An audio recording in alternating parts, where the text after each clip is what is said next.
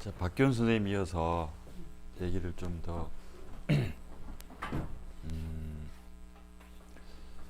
박기원 선생님은 원리를 주로 얘기를 하셨다면 저는 이제 그 원리에서 좀 나아가서 실제로 이렇게 어떻게 실천되고 있는가를 중심으로 얘기를 하고 간간히 이렇게 이제 얘기를 서로 이렇게 주고받으면 좋겠는데 저도 교육을 받으러 앉아 있으면 질문하기보다는 그냥 빨리 얘기해 내가 들을게 이런 자세로 있어서 그거보다는 이렇게 주고받는 게 농사는 특히 그런 것 같아요. 좀 지워드릴게요. 강의가 다 제가 끝났는데. 아니 저는 이거 쓰는 건 못하고 지우는 건 할게요. 말씀하셔도 돼요. 그러면 오늘 이제 박기원 선생님이 한 얘기 중에 구체적으로 이제 선생님은 원리를 쭉 얘기를 하셨다면 그게 그 원리를 이런 원리로 이렇게 이제 실제로 농민들은 현장에서 실천을 하고 있다라는데 구체적으로 박기원 선생님이 하신 표현을 이제 하시기를 농사스럽지 않게 표현을 해서 아까 이제 저한테는 달리 들리는 측면이 있었는데 저는 충분히 이해를 했어요. 왜냐하면 박기원 선생님은 농사를 지어보지도 않았고 아까도 말씀했지만 여기에 나오는 식물들을 이제 모르시더라고. 그래서 약간 의아했는데 왜냐하면 작년부터 우리가 여기다 심어놨었잖아요. 토플도 있고 카밀레도 있고 민들레는 여기가 되게 많아요. 근데 민들레만 해도 우리가 흰 민들레가 왜 그런지는 모르지만 훨씬 더 증폭제 만들기에 적합한 민들레다 그랬거든요. 근데 이제 우리는 흰 민들레는 토종이고 노란 민들레는 외래종이다 이렇게만 알고 있는데 그래서 토종이 더 좋나 보다 이렇게 생각하고 있었죠. 오늘 얘기를 들어보니까 흰 민들레가 왜 좋은지를 색깔로 이렇게 나타났습니다. 예. 그래서 저도 민들레는 뭐 저절로 많이 나는 식물이니까 밭에다가 흰 민들레가 많이 나게끔 하면 좋겠다 싶어서 밭 주변에 뚝이나 뭐 밭가에. 근데 흰 민들레가 실제로 시골에서는 약으로 쓰인다 그러니까 시골 할머니들이 뿌리째 다 캐가 버려요. 근데 또 그걸 못 들어 캐지 말라고 하기는 또 야박하고 그래서 물어봤더니 올 봄에 뭘 이렇게 캐가시냐고 그랬더니 이제 할머니는 그 푼돈벌이가 되는 그 약재상이나 이런 데서 이걸 캐오면 키로당 얼마씩 줄게 이래서 할머니는 이제 집에서 일 없으니까 용돈벌이로 하시는 것 같아요. 근데 그걸 하지 마라 그럴 수가 없더라고. 그래서 뭐 그런 사정인데 제가 여기 학교를 보니까 거의 반반 정도 흰민들레가 피더라고요. 요 마당에. 그런데도 풀을 모르신다고 그러는 쐐기풀도 여기 있는데 쐐기풀은 막 번지거든요. 엄청나게 많이 빠른 속도로 번지는데 어쨌든 그런 풀 얘기를 주로 했고 이제 더불어서 이렇게 서로 조합되는 농장에서 기르는 동물의 장기 이제 뭐 이런 뿌리든지 뭐 아까 말했던 소장 사슴의 방광 아까 민들레 말씀하면서 창자 이랬는데 사실은 그 장간막이라고 동물들의 장기를 둘러싸고 있는 막이 있대요. 소도 뭐 대장 소장 위를 싸고 있는 막이 있는데 그걸 횡경막이라고 하고 장간막이라고도 하는데 고기 좋아하시는 분들은 고깃집에 가면 장간막 요리가 있더라고요. 근데 약간 근육질처럼 쫄깃쫄깃해서 되게 비싸던데 그 막으로 민들레를 싸는데 이제 역시 박기원 선생님은 이제 잘 모르시니까 창자라고 그렇게 그런 부분이 있고 중요한 부분은 아닌 것 같고 그래서 이제 일단 제가 농사를 지으면서 받는 질문 중에 아까도 계속 이제 박규현 선생님이 걸음 이렇게 얘기했는데 그러면 오늘 얘기한 이것을 주면 따로 걸음을 주지 않아도 되느냐 이런 질문 많이 받거든요. 왜냐면 이게 걸음이니까. 근데 이제 그런 건 아니에요. 그래서 이걸 걸음이라 안 그러고 그 이제 프리퍼레이션 이렇게 하는 거죠. 영어로. 근데 그걸 우리가 예비제로 번역하기도 하고 증폭제로 번역하기도 하고 일본에서는 조합제로 번역하기도 하고. 근데 박규현 선생님 얘기는 정확한 번역은 아마 조합제가 맞을 거라고. 예. 근데 영어로는 이제 혹시 외국에 가서 바이오 다이나믹 얘기를 할 때는 프리퍼레이션이라고 얘기하고 프리퍼레이션에 아까 말했던 그 넘버가 다 붙어 있는데 특별한 이유는 없어요. 그때 그 1924년도에 슈타이너 박사가 얘기를 하고 그 뒤에 슈타이너 박사의 인지학에 의해서 농사를 계속 짓던 이제 그때는 그 연구하는 사람들이겠죠. 그런 사람들이 소뿔을 가지고 그냥 넘버 500을 붙였고 아까 그 규소 그러니까 수정 증폭제를 501번이라고 붙였고 그래서 508번까지 있고 아까 박규현 선생님이 얘기한 내용은 500번, 501은 빼고 502번부터 508번까지 말씀을 하신 거예요.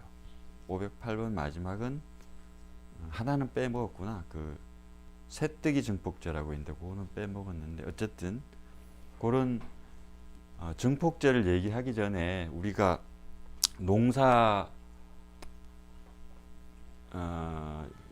농사라는 것을 이해할 때 그냥 크게 볼 때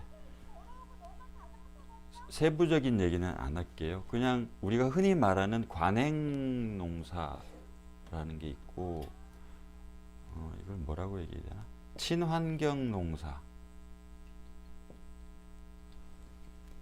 하는데 이제 구분을 굳이 하자면 이 관행 농사는 아까 말했던 NPK 같은 화학 비료 그리고 제초제, 농약, 살충제, 살균제를 포함해서 이게 다 화학 성분들인 거죠. 그걸 사용하는 이제 비료와 농약을 사용하는 농사 방법을 관행농이라 그러고 이 관행농이 시작된 거는 얼마 안 돼요. 거의 아마 한 20세기 이 정도. 왜냐하면 비료가 만들어진 게 1, 2차 대전 때 무기 만들다가 만들어졌으니까 농약도 마찬가지고. 그래서 이 관행농이 그러니까 쭉 100년 가까이 해온 거죠. 근데 그때 해오면서 그 슈타이너 박사가 얘기했듯이 이렇게 농사를 지으면 식물의 생명력이 떨어진다고 얘기를 했잖아요. 그래서 이 친환경적으로 농사를 지으라고 얘기를 막 했어요. 근데 이 친환경도 보면 구분이 우리나라로 보면 뭐가 있을까요? 무농약, 크게 유기농 이렇게 볼게요. 근데 더 세부적으로 들어가면 말이 길어지니까 무농약은 농약을 안 치는 거예요. 근데 농약은 안 치는데 비료는 관행농의 3분의 1까지는 허용해요. 근데 유기농은 이걸 둘 다 안 하는 거죠. 그런데 문제는 농사를 짓다 보면 처음부터 유기농을 하기 힘드니까 단계를 밟아서 해라 이렇게 얘기하거든요. 그래서 무농약도 있고 얼마 전까지는 14년 이전에는 저농약도 있었어요. 근데 저농약, 무농약 개념은 우리나라만 있는 거예요. 특별히 처음 친환경을 시작하면서 한꺼번에 100% 관행농인데 당장 법을 떡 만들어서 내일부터 비료와 농약을 주지 마 이러면은 분명히 수확량이 확 떨어지고 농민들이 어찌할 바를 모를 거예요. 늘 때만 되면 비료와 농약을 쓰던 버릇이 있어서, 그래서 그러면 저농약은 농약을 조금, 여기도 3분의 1인가 뭐 하여튼 조금, 정확지 않으니까 농약도 조금, 비료도 조금 이렇게 준 걸 저농약이라 그래요. 그래서 한 1년 지나면 무농약으로 가요. 그러면 농약은 안 치고 비료를 3분의 1 주고 이렇게 짓다가, 이것도 말이 안 되는 게, 제가 농사를 짓고 있는데 관행농의 비료 3분의 1까지는 허용한다. 근데 3분의 1은 무슨 기준으로 어떻게 알 거예요? 내가 3분의 1을 줬는지 3분의 1을 줬는지 누가 세상에 아냐고요. 그냥 문구하셔서 만들어 놓은 거고. 그래서 이제 저는 다수는 아닌데, 왜냐하면 지금 대부분의 친환경이 여기에 99.2%가 여기 다 있어요. 네. 여기는 지금 아마 0.6% 내지 8%. 근데 그 3분의 1 비료라고 하는 건 그 개인한테 맡겨주는 거고, 객관적인 측정할 수가 없죠. 그게 개인에게 맡겨진 기준인 거예요. 관리하는 사람들은 그렇게 얘기 안 하죠. 3분의 1을 주는 게, 왜냐하면 이 관행농은 옛날에 우리가 농업진흥청이나 지금은 농업기술센터 이런 데서 그 뭐랄까 매뉴얼이 있거든요. 뭐 장마가 오면은 무슨 뭐 도열병 약을 주고, 또 벼가 아까 이제 얘기했듯이 벼가 이삭 맺히기 전에 이삭 거름으로 주는데 그때는 비료를 얼마나 주고 이런 게 다 있어요. 그러니까 면적당 얼마. 그 기준에 3분의 1을 줘라는데, 사실은 그 기준을 뭐 보면서 농사를 짓지 않으니까 대부분은 많이 주죠. 왜냐하면 많이 주면 효과가 많이 나타나니까. 땅이야 어떻게 되든 간에. 그래서 이런 실정이니까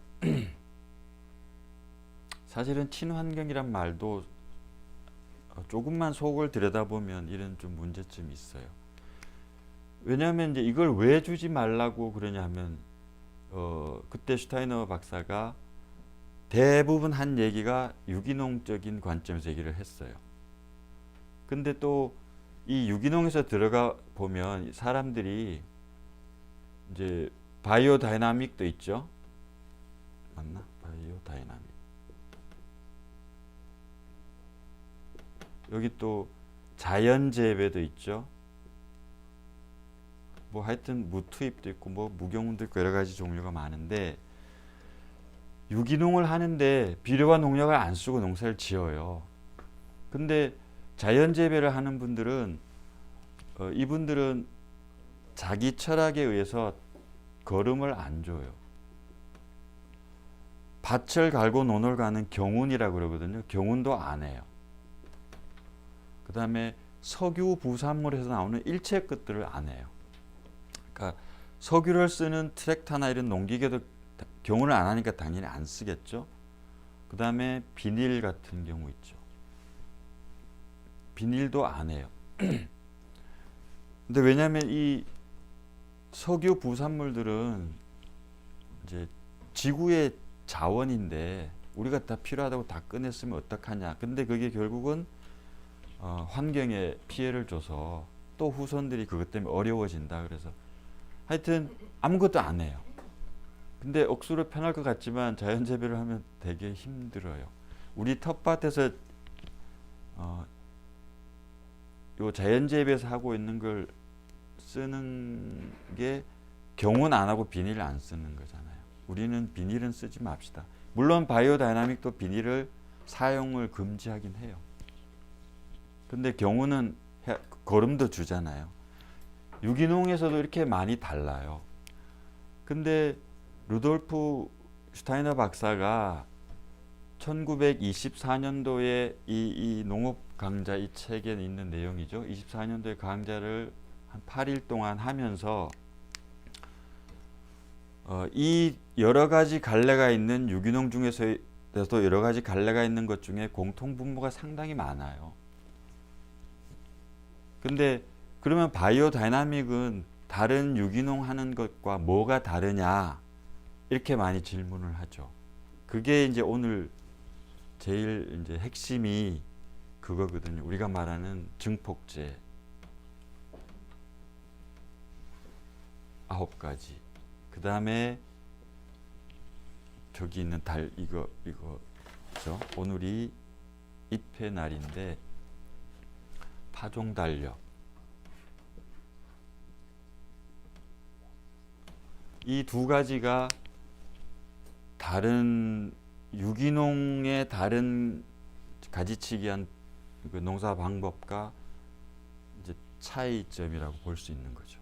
그리고 바이오 다이나믹에서 뭐 외국에 가든 우리나라는 별로 없지만 우리나라에도 가끔 있어요. 어떤 농장에 가면 이렇게 바이오 다이나믹 농장이라고 농장을 소개하는 데가 있는데요. 가보면 주로 이렇게 여기에 500번 솥불 증폭제를 우리는 씁니다라고 해놓고 바이오 다이나믹 얘기를 하는 데도 있거든요. 근데 바이오 다이나믹은 일반적으로 증폭제 9가지를 모두 사용했을 때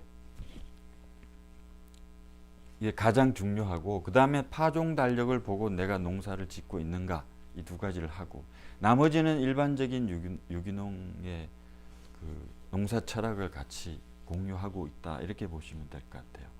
그래서 사실은 오늘 이 책 중에 4장까지는 그냥 어떤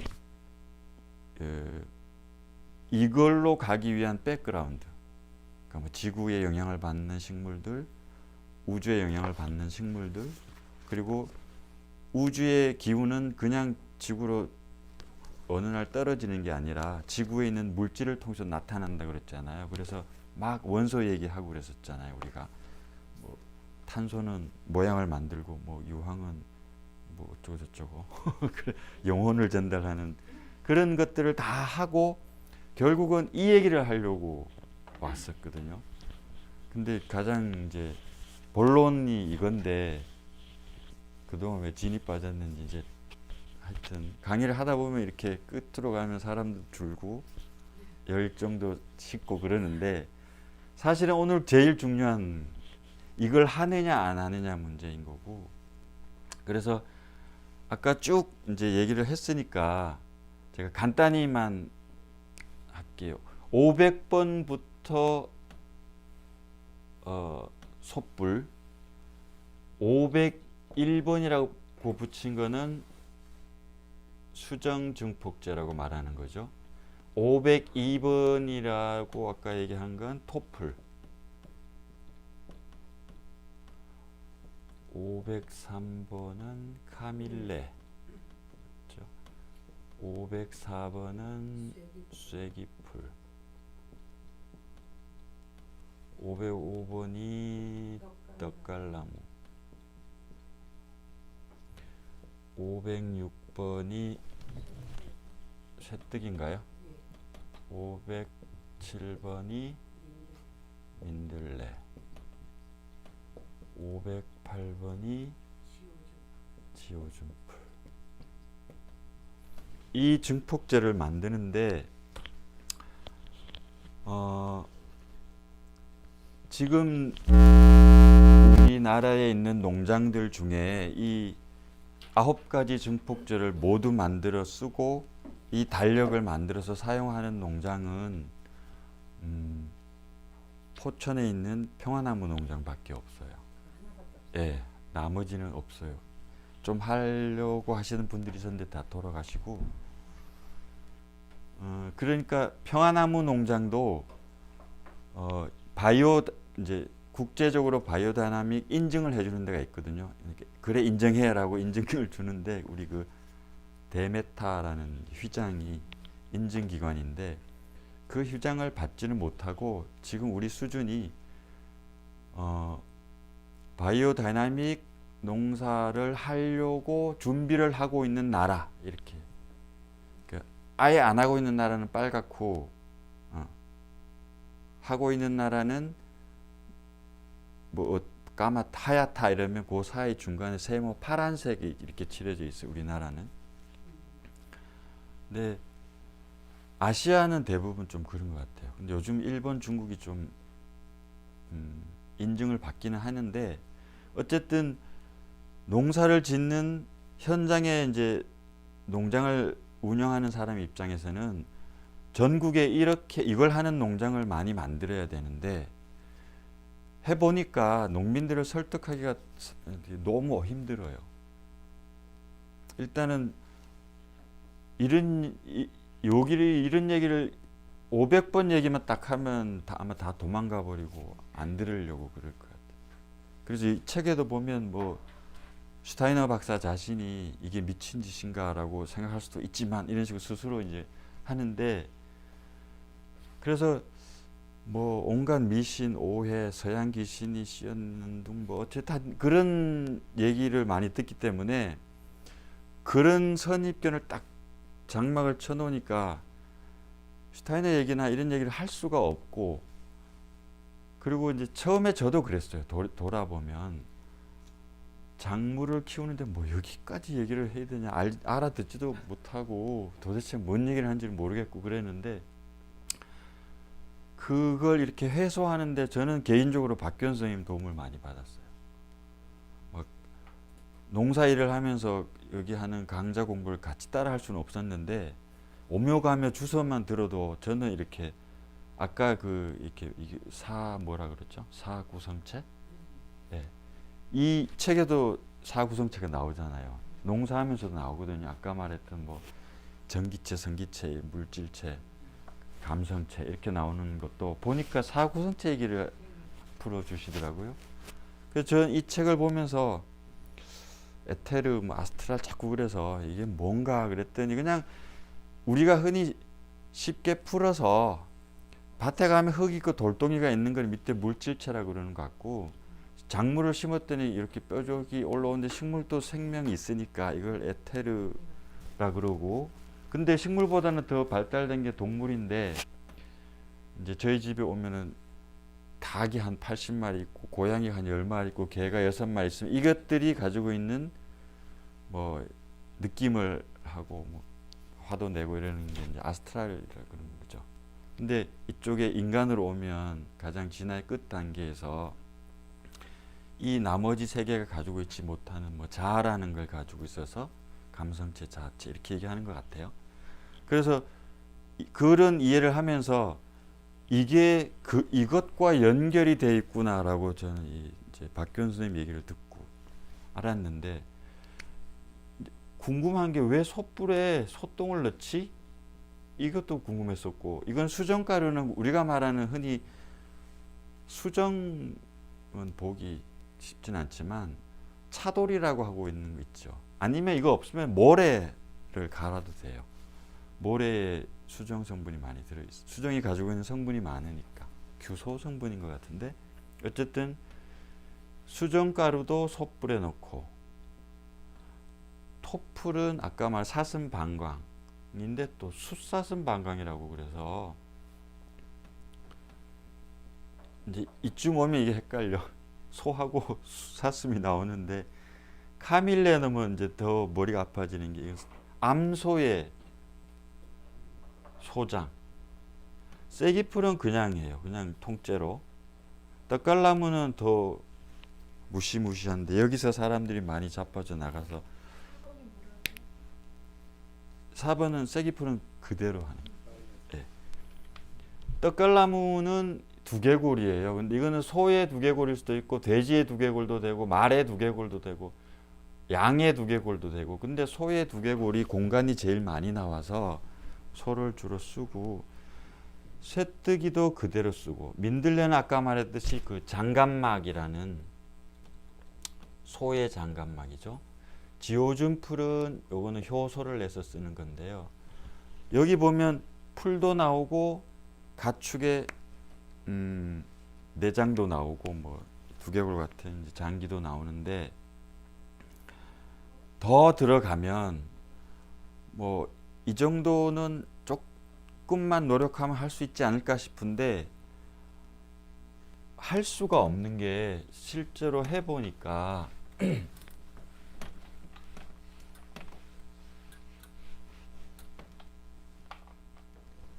그래서 이제 요 얘기를 하고 들어갈게요. 농사라는 게 우리가 그동안 그 전에 배웠던 게 농사라는 게 내가 씨앗을 밭을 갈고 퇴비를 넣고 씨앗을 뿌려서 키워서 수확해서 돈을 좀 벌고 이런 게 농사라고만 생각했었는데 슈타인의 책을 읽으면서 그것보다 훨씬 더 중요한 게 식물이라는 존재는 지구 바깥에서 어떤 기운을 받는다고 그랬잖아요.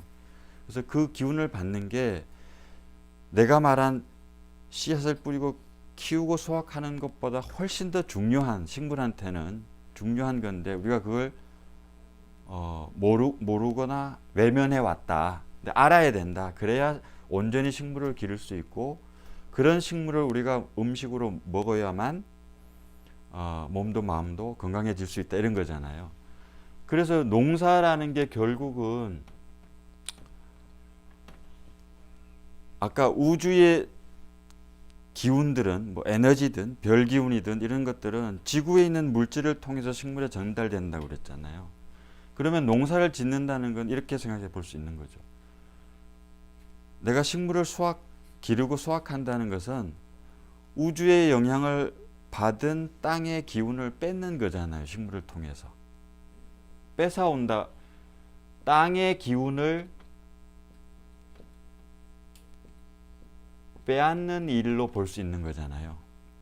여기서 아까 말했던 생명 역동농업과 자연재배가 갈라져요.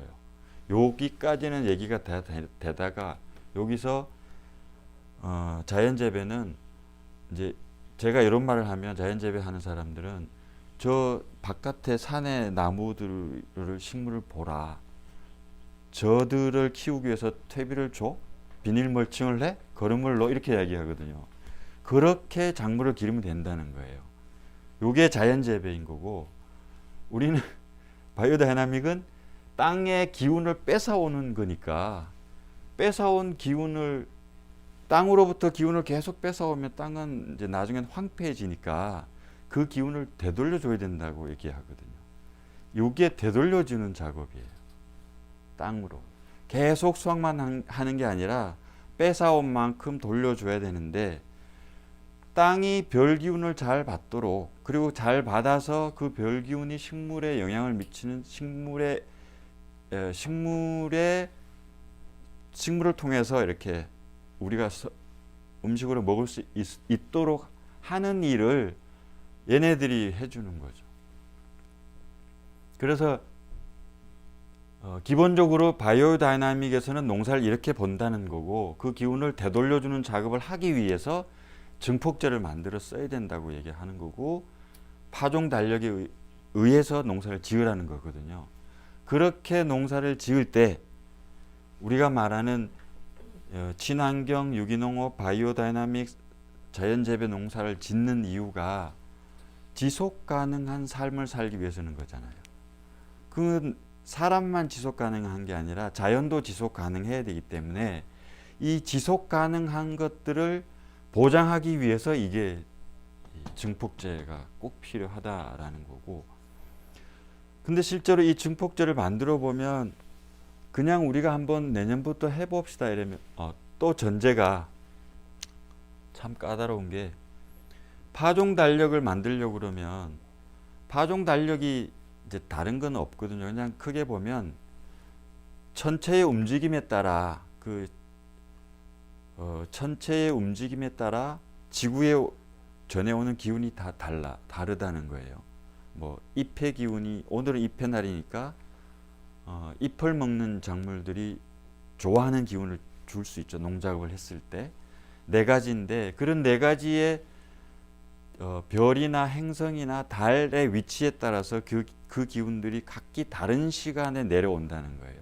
그래서 그 시간에 맞게 작업을 이렇게 분류해 놓은 게 파종 달력이고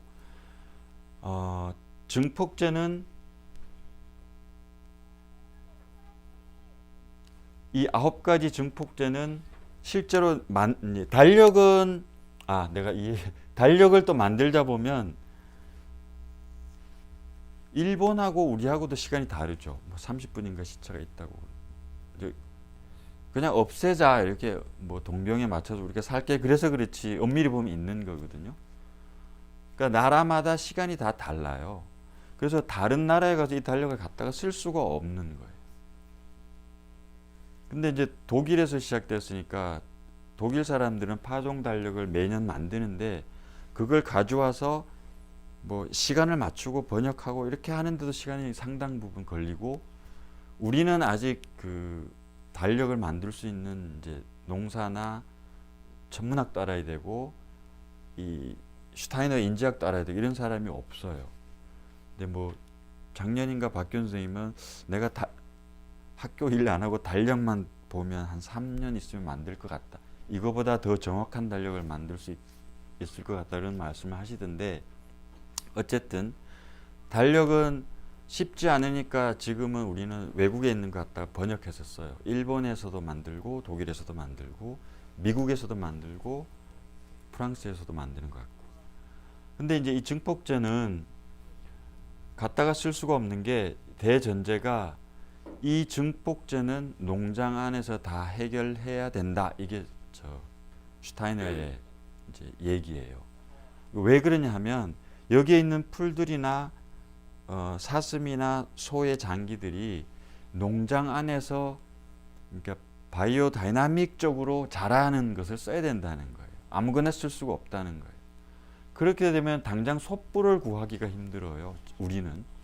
왜냐하면 우리나라 소들은 다 그 곡물 사료를 먹이고 항생제나 뭐 이런 이제 중금속 뭐 하여튼 유해 성분들을 가지고 가둬놓고 이렇게 그걸 공장형 축산이라 그러거든요. 그렇게 재배를 하기 때문에 오히려 그렇게 기른 소의 것들을 쓰면은 우리가 바라는 것들을 만들어낼 수가 없다는 거예요. 그래서 증폭제 만드는 소뿔을 만들기 위해서도 소가 원래 먹는 풀을 먹인 소가 있어야 되는 거예요. 우리는 없으니까 못 하는 거죠. 그러면 이제 슈타이너 박사는 그러면 인근에 있는 이웃 농장이나 가급적이면 지역을 떠나지 말고 그 안에 있는 소를 써야 되고 만약에 힌두교인가 어디 종교적인 이유로 왜 소를 안 잡는 그런 데 있잖아요. 그런 부득이한 경우는 다른 나라의 소를 써도 된다. 뭐 이렇게 얘기는 하는데 그 대신 그렇게 하더라도 그 소뿔에다가 그 나라에 기르는 소의 갈퀴, 소꼬리 갈퀴를 여기다 감아서 써라. 되게 주술적이죠. 뭐 이렇게까지 하는데 지금 우리는 현재 소뿔 구하기도 힘들어요. 근데 거기다가 송아지를 한두 마리 놓은 소를 쓰래요. 처음에는 소뿔을 갖다 놓고 이게 송아지를 한두 마리 놓았는지 두 마리 놓았는지 안 놓았는지 어떻게 알겠어요. 그리고 우리나라 지금 소뿔도 보기가 쉽지는 않아요. 왜냐하면 얘네들이 소가 가둬놓고 곡물 사료를 먹이고 본성대로 살도록 이렇게 안 했기 때문에 되게 사나워서 보면 싸워요. 자기들끼리. 이걸로 눈을 콱 찌르기도 하고 그래서 보면 피를 나게 싸우거든요. 막 무리지어 스트레스 받은 거죠. 그래서 축산하는 사람들이 소뿔을 잘라버려요. 소한테는 엄청난 일을 저지르는 거죠. 이 바이오 다이나믹 입장에서는. 그래서 소뿔 구하기도 쉽지 않는데 그렇게 잘 기른 소 중에 암소 중에 송아지를 한두 마리 낳은 암소의 뿔이 이건데요. 저도 그래서 이제 물어보니까 암소가 송아지를 놓으면 이제 젖을 먹여야 되잖아요. 엄마니까. 그동안에는 이 뿔이 안 큰데요. 그래서 나무로 보면 나이테가 생기는 거예요. 근데 그동안 여기는 큰데요. 그래서 자라는 언밸런스 때문에 여기가 이걸 각륜이라 그러거든요. 뿌리에 태가 생기는 거. 하나면 한 마리 놓는 거예요. 두 개면 두 마리 놓은 거고. 그래서 어렵게 우리가 소를 길러서 암소의 뿔을 구하면 요걸로 확인이 가능한 거죠. 근데 또 문제가 있어요. 제가 솥불 농장 한다 그러니까 사람들이 어디 가서 솥불을 생기면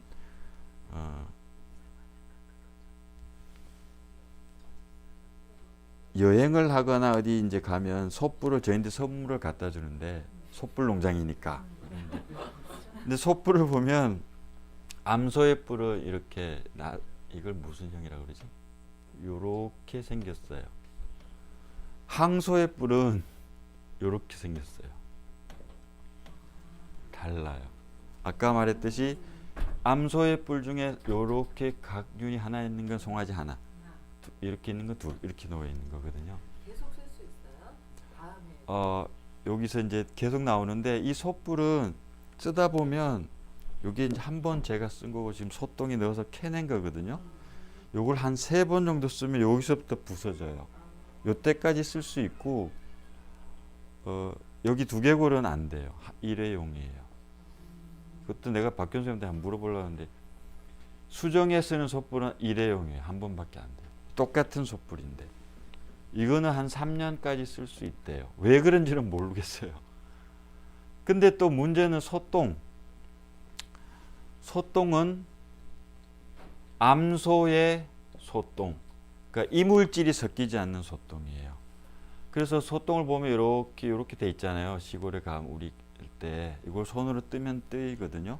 이제 포천의 김중근 선생님은 이제 다음 주에 모임을 할 텐데 그때 되면 이제 이렇게 소똥을 담아서 땅에 묻는 작업을 하거든요. 그러면 아침에 일찍 늦게 가면 소가 밟아버려서 이런 똥을 구할 수 없으니까 일찍 구하는데 암소똥인지 황소똥인지 모르잖아요. 하긴 뭐 암소만 대부분 기르면 상관이 없겠지만 어쨌든 암소와 황소를 분리시켜서 미리 암소의 똥을, 근데 얘는 아까 말했던 것처럼 곡물 사료를 먹이거나 소가 가둬서 기르니까 병 걸리지 말라고 뭐 사료에 뭘 섞거나 화학약품 섞으면 이 똥이 항생제가 섞여 있어서, 항생제가 섞여 있다는 건 이 여기 있는 세균이 다 죽는 거잖아요. 이거는 오염된 이런 소똥 말고 요런 똥을 구해야 되는데 제가 양평에서 한번 구해볼, 이제 올 가을에 여기 선생님들하고 우리도 이걸 묻어야 되거든요. 그랬더니 없더라고요. 그래서 제가 다음 주에 포천 가면 어쩔 수 없이 이제 우리 농장 안에서 하라 그러는데 우리 농장 안에 없는 게 너무 많으니까 가지고 와서 한번 학교 안에 담아줘야 된다.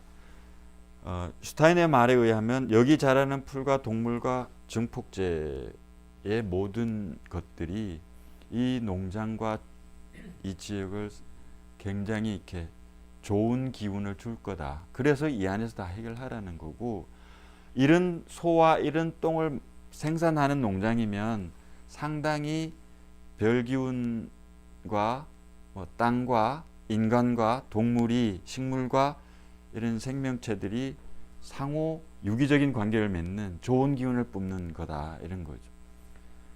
이제 그 말은 저는 경험적으로 알 것 같아요. 막 소를 좁은 공간에 몰아서 키워놓고 소가 살찌라고 원래 먹지 않는 걸 막 투입하고 이러면 소가 미쳐버리는 거잖아요. 그러면 광우병이 오는 거고, 가둬놓고 막 하니까 이 구제역 같은 게 오는 거잖아요. 바이러스 똑같아. 바이러스긴 한데요. 돼지열병의 원인은 솔직히 말하기가 지금 되게 어려운 게, 어쨌든 한강 이북으로 지금 막고 있는데, 철원에서 지금 무더기를 다 죽었는데 양성이라고 네이버 나오더라고 아침에. 예, 그거는 원인과 방제가 어렵기 때문에 중국에는 매달 1억 마리가 넘는 돼지를 다 죽였다 그러잖아요. 그걸 치료할 수 있는 약제가 없어요. 원인도 없고. 지금 밝혀진 거는 숙주가 멧돼지다 그러잖아요. 숙주가 멧돼지에서 옮겨왔을 거다 그래서 뭐 다행히 한강 때문에 멧돼지가 못 넘어온다 그러는데 사실은 한강 정도는 멧돼지 쉽게 헤엄쳐 넘어오거든요. 그래서 서울 시내도 왜 멧돼지 출연하고 그러잖아요. 강을 넘어오고 막 이래서. 근데 그게 거의 뭐 90% 이상 100% 가까이 치사율이 그렇게 높으니까 지금 우리가 할 수 있는 일들은 어쨌든 그 포천이라면 포천 지역에 있는 대지를 다 살처분해 버리는 거예요. 한 곳만 발생이 되면. 근데 이게 두면 이게 전국으로 번지면 전국의 대지를 다 살처분해야 되거든요. 그래서 이렇게 방치했던 게 중국 같은 경우고, 그래서 공기로도 전염되잖아요. 뭐가요? 공기로 많이. 구제역이나 이런 거는 되는데요. 대지열병은 공기로는 전염이 안 돼요. 그래서 뭐 그런 관련된 묻어 있는 음식을 사료를 먹이거나 그 음식에 사료에 접촉된 내가 다른 돼지 농장에 가거나, 그래서 이제 구제역보다는 차단이 좀 쉽죠. 구제역 같은 경우는 막 공기로 이동을 하기 때문에 힘들고, 어쨌든 이 왜 부분 그랬는지 원인이 언뜻 영감이 팍 오는 건 없으세요? 그 정도는 근데 멧돼지는 안 죽는 건가요? 그래서 저는 그런 생각이 드는데요. 옛날에 뭐지? AI, 그러니까 조류 독감, 뭘 괜히 그 청둥오리 같은 그거 뭐 이렇게 뭐라 그래요? 철새들이 그거라고 그래서 괜히 철새 도래지에 왜 그 공무원들이 가서 막 거기 방역하고 이러고 청둥오리 떨어져 있으면 이거 가서 막 검사하고. 근데 동물보호단체에서는 아니다라고 얘기를 하는데, 그때도 분명히 천둥오리나 철새 속에 그 조류독감 바이러스가 있었거든요. 근데 얘네들은 자연적으로 그걸 대부분은 이겨내는 것 같아요. 그리고 멧돼지도 마찬가지. 그러면 만약에 발표대로라면 우리나라에 있는 멧돼지는, 이제 한강 이북에 있는 멧돼지는 다 죽어야 되는 거잖아요. 근데 안 죽고 뭐 한 마리인가 사체에서 돼지열병 균이 발견됐다고 그러는데, 바이러스인가? 그런 거 보면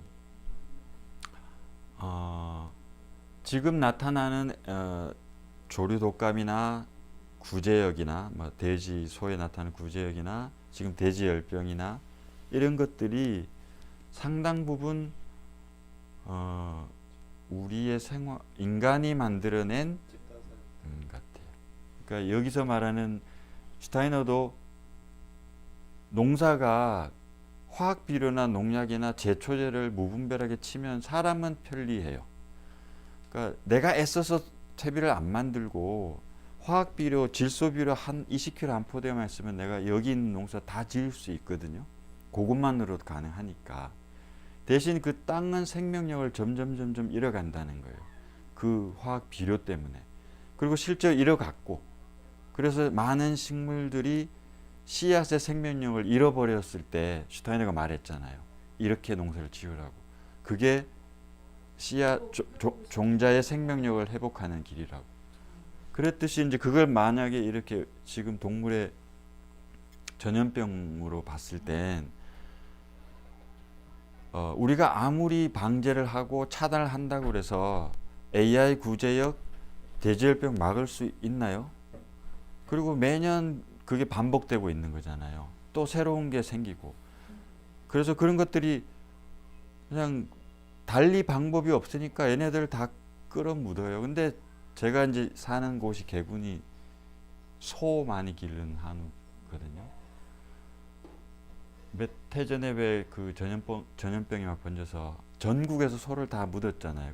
우리 개군도 다 묻었대요.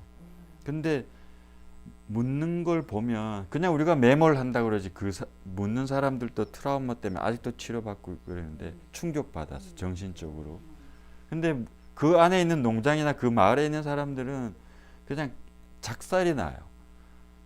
우리 마을이 개군면이 이렇게 있으면 여기에 구제역이 발생되면 요걸 그냥 사람이 안 사는 난 산이나 이런 데가 묻으면 어떨까 그랬더니 딱 행동 반경 안에 이동 금지 조치 내려주고 발생한 지점에서 묻어요.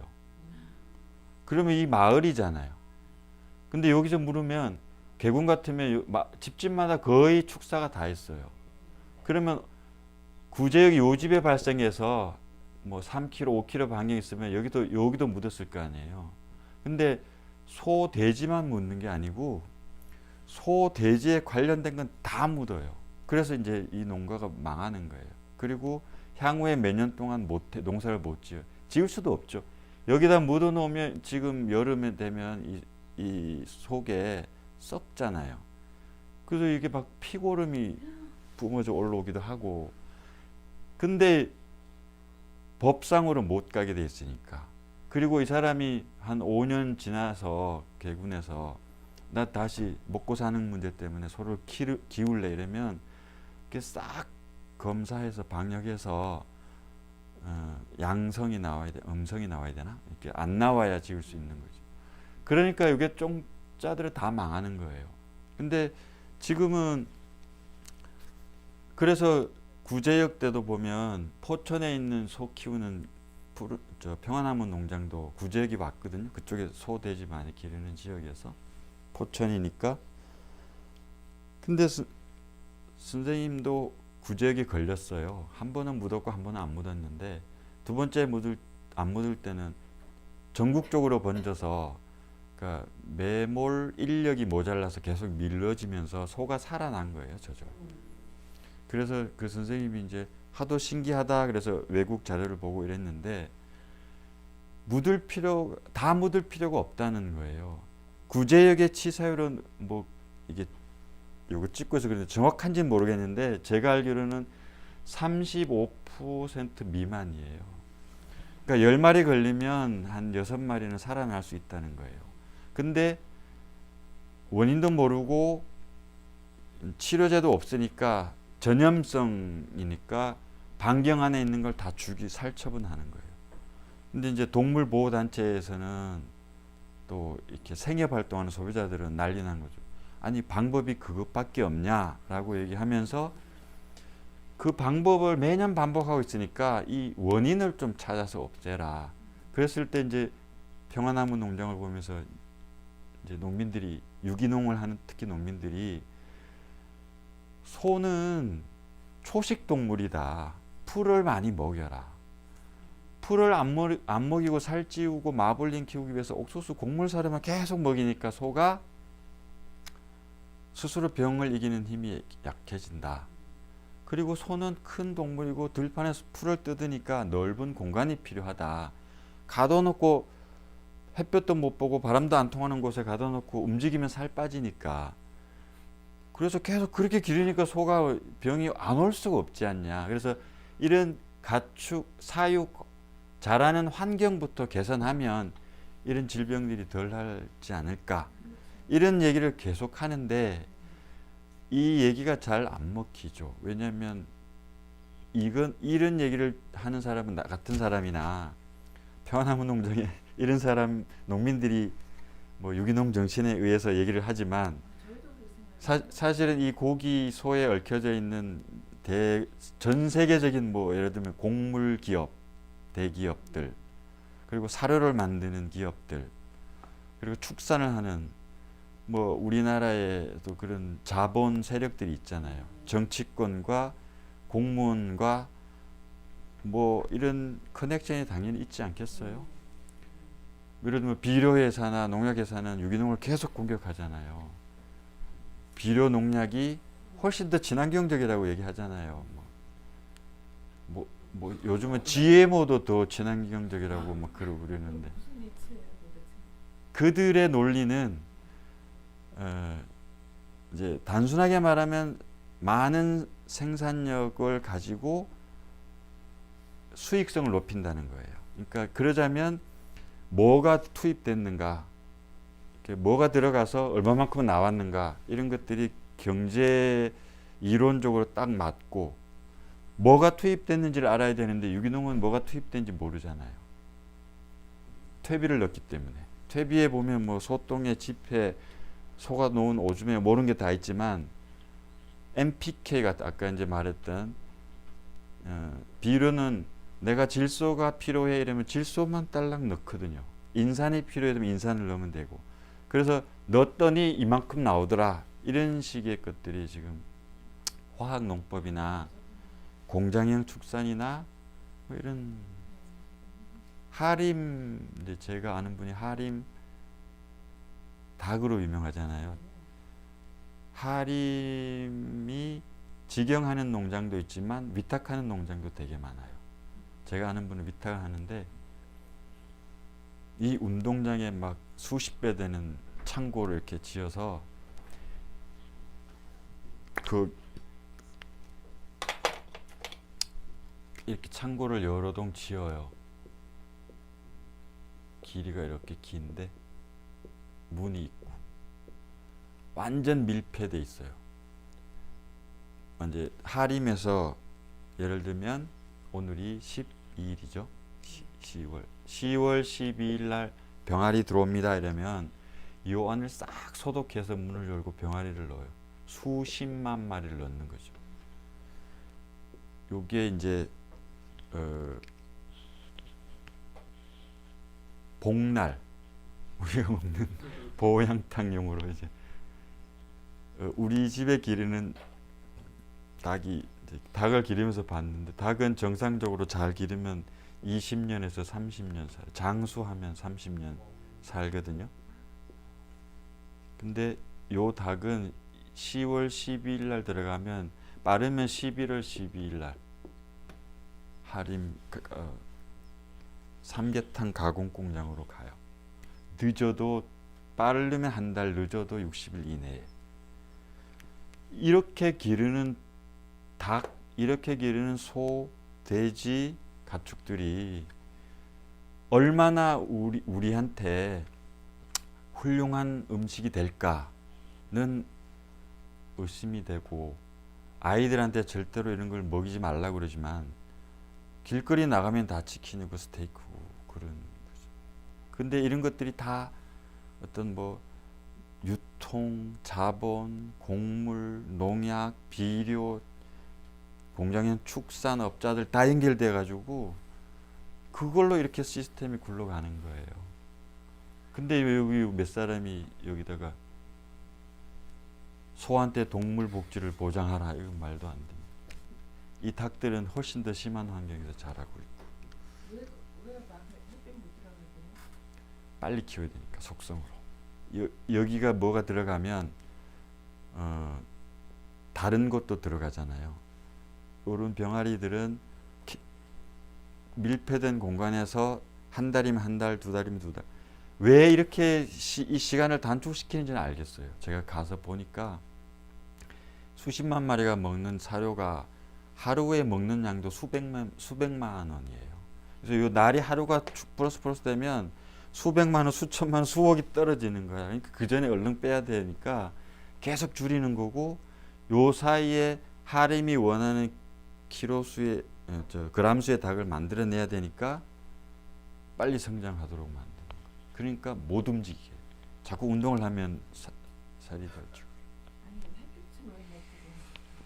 햇빛을 보게 하려면 이렇게 키우지도 않겠죠. 아니 왜 막느냐고. 아니 기본적으로 햇빛은 쬐야 이게 생명이 살잖아요. 근데 그걸 알아. 소도 돼지도 다 가둬놓고 키워요. 더러워서 못 들어갈 정도로. 아니 가두는 게 아니라 햇빛을 막는 거야. 관리를 하려니까 그러는 거. 뭐 예를 들면 그럴 수는 있겠죠. 유리로 다 만들어서 햇볕은 보게 하라 이럴 수는 있는데 관리가 안 될 수도 있고. 이 안에 보면 습도, 온도 시스템이 다 이렇게 돼 있어서 적정하게 다 돼 있고.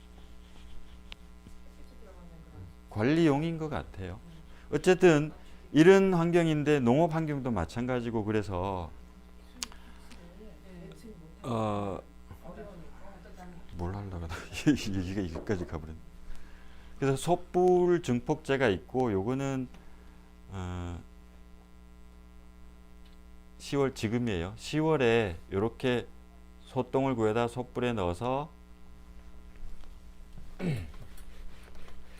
밭 가운데, 경작지가 이렇게 있으면 밭 가운데, 이게 여기가 도로라면 도로에 붙이지 말고 최소한 한 10m 정도 띄우라 그러는데, 무덤이나 도로나 이렇게 뭐 안 좋은 게 있지 않은 가운데에 땅을 파요. 이렇게 깊이는 한 50에서 70 되는 것 같아요. 파서 솥불을 이렇게 쪼르르 넣습니다. 이렇게.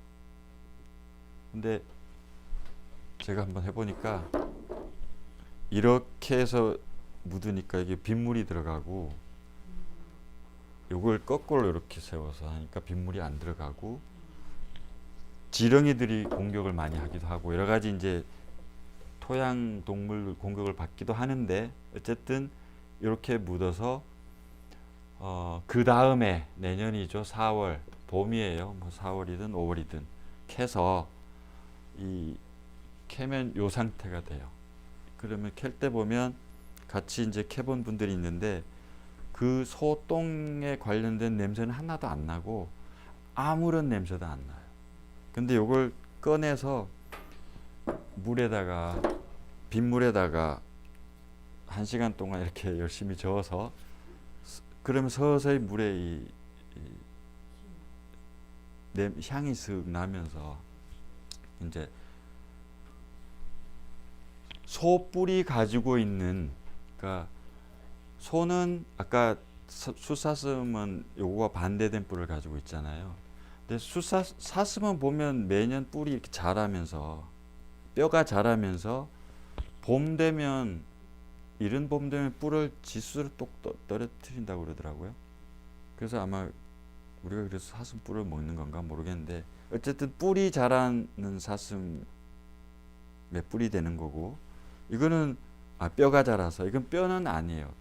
따로고, 소가 이 위가 4개잖아요. 그래서 먹으면 하루 종일 그냥 먹는 걸 대세겜질하면서 소화시키고 이가 소가 하루 종일 하는 일이 이건데, 근데 그렇게 소화를 시키고 난 것들을 이제 밖으로 배설물로 내보내는 거고, 그러면서도 그 엄청난 등치를 유지하려면 그 음식으로부터 얻은 에너지를 몸속에 가지고 있어야 되는데 밖으로 나가면 안 되는 거죠. 그걸 탁 막고 있는 게 이 뿔하고 소 발굽이라고 슈타이너 선생이 얘기를 했고, 그래서 이 뿔이 없으면 발굽을 써도 되고, 이 소와 뿔과 발굽은 소가 가지고 있는 이 큰 등치를 유지하고 그 풀로 음식인 풀로부터 받은 에너지를 내 몸에 간직하기 위해서, 밖으로 안 내보내기 위해서 응축시키고 되돌려보내는 엄청난 힘을 가지고 있는 게 이 뿔하고 발굽이라고 그러거든요. 그래서 이걸 여기다 사용하는 거고, 왜 땅에 묻느냐 하면 별 기운을 모으기 위해서. 그 대신 이제 여기 있는 토플 사슴은 소랑 반대 개념인 거죠. 뼈가 자라서 사슴 뿔이 된 건, 이 사슴이라는 놈은, 그러니까 저는 눈알만 봐도 알 것 같은데, 소는 상당히 온순하고 여유롭죠. 이렇게 보면 눈도 크고 겁도 많을 것 같고, 이 덩치에 비해서. 근데 사슴은 그렇지 않고 항상 경계하는 눈빛으로 그래서 이 사슴뿔은 소와는 반대의 역할을, 소뿔과는 반대의 역할을 하니까 이 사슴뿔을 통해서 밖으로 에너지를 내보내면서 우주의 기운과 바로 소통을 하는 거예요. 그래서 얘는 항상 이렇게 뿔이 안테나 역할을 한다면 얘는 이렇게 모아서 응축하는 역할을 하는 거라는 말이고, 그래서 사슴과 뿔은 반대된 역할이고, 여기에 가을부터 봄까지 묻어뒀을 때 그때 땅 속에 오는 별 기운들 여러 가지를 응축돼 있다가 다시 풀어야 되니까 물에다가 1시간 동안 저어서 그 풀려진 물을 가지고 내 농장에다 이제 뿌리는 거죠. 그 뿌리면 그 땅이 아까 말했듯이 뺏어온 기운을 보충해 주는 역할을 하는데 가장 대표적인 게 솥불. 그래서 이 솥불은 땅에다가 뿌리는 거는 솥불밖에 없어요. 아까 이제 박규현 선생님 잠깐 잘못 이렇게 분류를 하신 것 같은데, 솥불은 1년에, 그래서 1년에 2번 정도, 봄과 가을에 이렇게 땅에다가 뿌리고, 가을에는 솥불은 이제 보관을 해뒀다가 해야 되는데 보통 보관은 아까 말했던 이탄가루나 땅에 묻어두거나 뭐 하여튼 이런 그 오크나무 상자를 만들어서 이렇게 묻어두거나 여러 가지로 묻어두는 거고요. 그 다음에 이제 나머지 이 수정, 501번 수정은 똑같은 소뿔에다가 돌을 갈아서 막 절구에 찧어서 이것도 엄청 쉽지는 않던데 채로 쳐서 밀가루처럼 곱게 갈아서 저는 지금 그거는 제 농장에 묻어놨거든요. 이제 이번 달에 캐면 되는데 그래서 여기다가 담아서 요 놈은 봄에 묻어요. 거꾸로 요 소와 거꾸로 봄에 묻어서 가을에 캐내서 쓰는 거고요. 그리고 요 수정은 미세한 수정 가루니까 주로 사용하는 데를 보니까 과수원하거나 딸기 같은 이제 식물을 기르는 사람들이 일조량이 부족해서 많이 애를 먹어요. 이게 사과가 혹시 그런 거 보셨나요? 차 타고 가다가 사과 가수원에 반짝반짝 빛나는 이렇게 뭐지 이렇게 밭에다 막 깔아놔서 반사판 그게 빛을 받아서 사과 전체가 이제 고르게 붉어지라고 막 이렇게 해놓는 거거든요. 약간 그런 역할 같아요. 눈에 보이지 않지만 이것도 역시 캔에서 1시간 저어서 뿌리면 빛이 많이 필요한 열매, 과일, 채소들이 빛이 부족했을 때 보충해주는 역할을 하고 역시 이제 여기는 규소 성분이 많기 때문에 소뿔은 땅 속에서 식물을 자라라고 밀어주는 역할을 한다면 여기는 규소 성분은 땅 위에서 식물을 땡겨주는 역할을 한다고 이렇게 표현되어 있잖아요. 그래서 그건 뭐 그때 박균 선생님 설명을 이렇게 주역하고 연관시켜서 하신 것 같고 그래서 이거는 작물에 뿌려주는 거잖아요. 이거는 땅에 뿌려주는 거고 요거 토풀, 카밀레, 쐐기풀, 떡갈나무, 민들레 하나 둘 셋 넷 5가지는 요거는 뿌리는 건 아니에요. 그래서 요거는 아까와 같은 방법으로 땅에 묻어서 쐐기풀도 그냥 그대로 묻어서 민들레도 묻어서 농장에 가면 이렇게 퇴비를 쌓아둘 거 아니에요. 이게 집채보다 더 커도 상관없어요. 근데 거의 조금씩 뭐 요 정도씩 5가지를 각각 깊이는 한 50cm 50cm 정도를 해서 묻어주는 거예요. 따로 같이 묻지 말고 여기는 뭐 톱불 중폭제 묻었다면 카밀레, 쐐기풀, 떡갈나무, 민들레 이렇게 묻어서 이렇게 막아 놓고 마지막으로 요 지오줌풀을 그 효소 발효액을 위에 이렇게 뿌려주면 요게 저는 이제 증폭된 탭이라고 그러는데 생명 역동농업을 합니다라고 하면 요 소똥을 쓰는 거예요. 이제 저희는 지금 만들 수가 없어서 여기는 우리 집도 그러고 그 평화나무 농장에서 만들어 놓은 걸 이제 제가 트럭 가지고 갔다가 쓰는데 뭐 어쩔 수 없이 갖다 쓰지만 생명 역동농업을 실현하는 학교 농장이나 뭐 개인 농장을 만든다 그러면 요런 증폭제를 만들 수 있어야 된다는 거죠. 근데 이렇게 만들자면 소가 있어야 되고 소를 제대로 길러야 되고 이렇게 기르면 안 되고 이 풀이 있어야 되고 근데 이 풀도 보면 각기 아까 꽃을 이거 뭐 식물을 넣는다는 사실 꽃을 따는 거거든요. 그래서 쉽지 않아요. 민들레를 제가 이렇게 큰 바구니로 제가 올해 3바구니를 가득 땄거든요. 제가 따니까 미아 씨 엄마 아빠가 왜 그 민들레를 자꾸 모으냐 그래서 자기가 따주겠대. 산에 많고 이제 은퇴하고 할 시간이 많으니까. 그래서 자루로 막 따오셨는데 그냥 따라고 그러면 그런 일이 벌어지는데 그걸 이렇게 채반에 말려요. 그러면 다 날아가 버려요. 민들레 꽃이 마르면서 이게 이렇게 왜 홀씨되어 날아가는 거 있죠. 흰색으로 다 가버리고 없어. 그래서 민들레를 보면 처음에 꽃이 폈다가 해가 뜨면 지고 또 그 다음날 또 지고 한 3일 지나면 이게 이놈이 안에 뭐 꽃받침이가 뭐가 이렇게 생겨요. 그럴 때 따면 다 날아가 버려요.